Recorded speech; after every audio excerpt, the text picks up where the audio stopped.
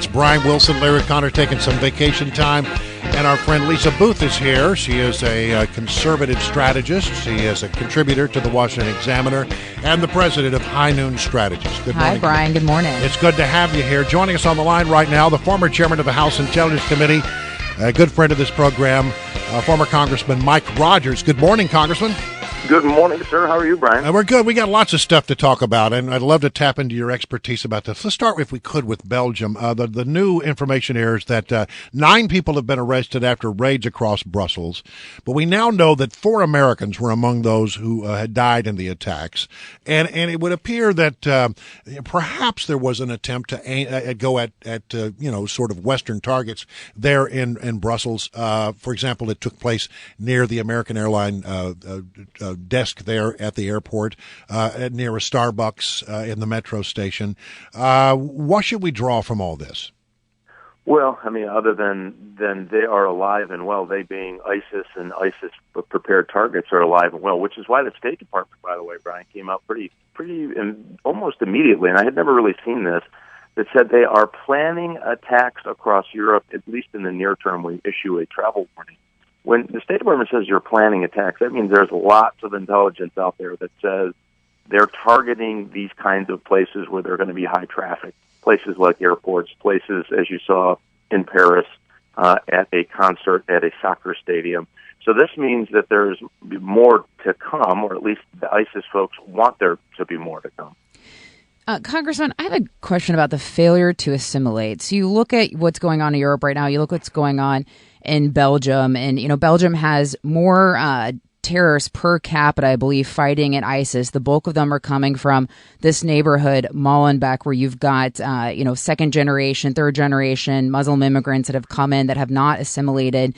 And, you even look at where the bulk of these attackers were, Paris, and even Salah Abdeslam, who was shielded and held in this neighborhood for months, and the police officers were not able to find him because he was being housed in, this terror group, terror cell.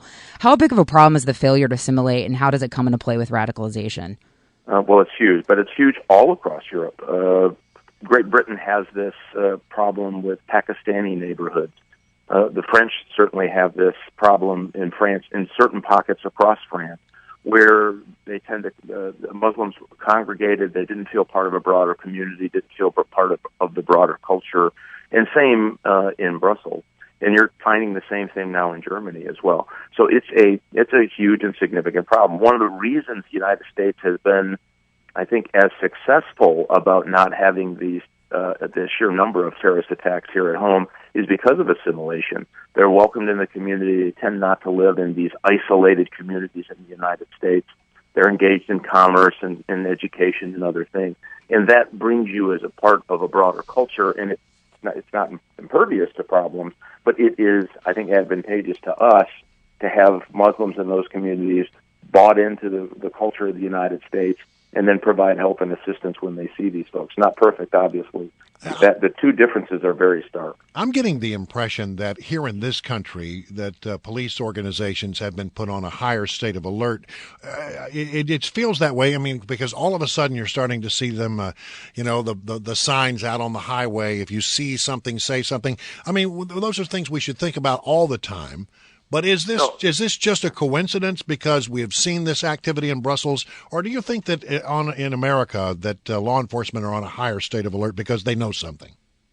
Well, I think it's two things. They know what they don't know, and so there was no indication of the Brussels attack. There really was no indication.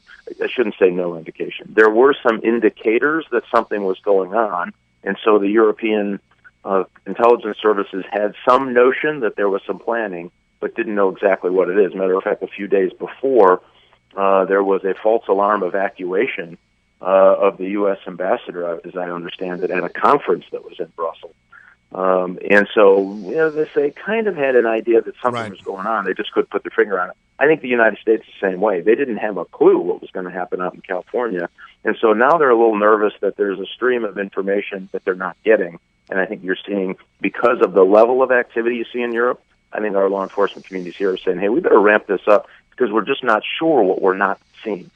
By the way, another story that is catching our attention is in Pakistan, where attacks against Christians attending Easter festivities in a park in Lahore. The Taliban goes in there with a suicide bomb, kills 70 of them. What do we know about this? Yeah, this is a huge problem for Pakistan. So Punjab is the biggest province where most of the military leadership, most of a lot of political strength comes out of Punjab. It is the first place where they recruit lots of military officers. So Punjab is kind of that heart and cultural center and commerce center of Pakistan.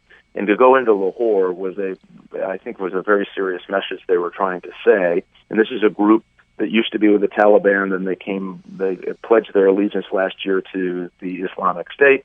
They flirted back with the Taliban again, but this was a serious attempt that was targeted at Christians, and it was really to send a message to Pakistan that they could reach into the heart of their strength, which is the Punjab province. And that's concerning. That means that they've got some communication, intelligence sharing problems that they're going to have to deal with as well. Congressman, do you think that President Obama is underestimating the threat we have in ISIS? I'm not sure he knows that there is a threat. Just his sheer actions, and I don't know why he doesn't understand that the visual aspect of the President of the United States,